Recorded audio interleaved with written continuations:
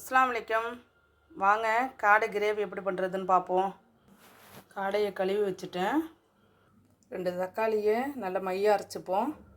2 பெரிய சைஸ் வெங்காயத்தை அரிஞ்சு வச்சுருக்கேன். 3 பச்சை மிளகாய், 2 தக்காளி நல்லா பேஸ்ட்டாக அரைச்சி வச்சுக்கிட்டேன்.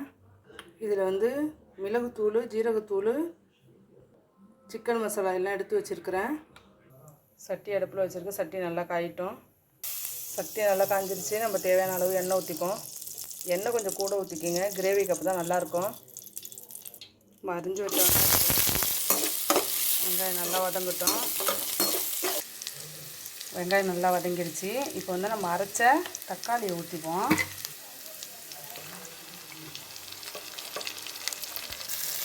வதங்கிறதுக்கு தேவையான அளவு உப்பு.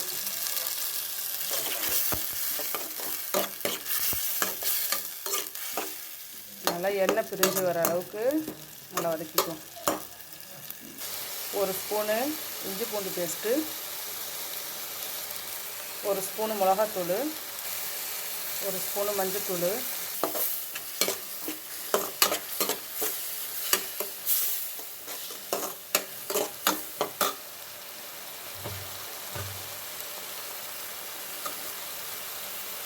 நம்ம எடுத்து வச்ச மசாலா ஜாமானை கொட்டிக்குவோம். இதில் 1 ஸ்பூனு குழம்பு மல்லித்தூள் போடுவோம்.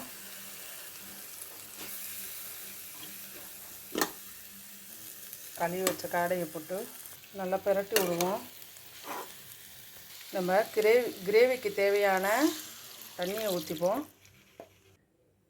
தேவையான அளவு தண்ணி ஊற்றிட்டேன். இது நல்லா கொதிக்கிட்டோம்.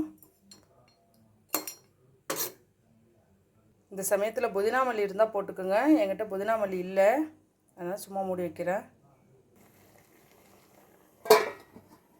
நல்லா கொதிக்கிட்டோம். அப்புறமா திறந்து பார்ப்போம். வாங்க திறந்து பார்ப்போம். காடை நல்லா கொதிக்குது. காடையை பொறுத்த வரையும் சீக்கிரம் வெந்துடும்.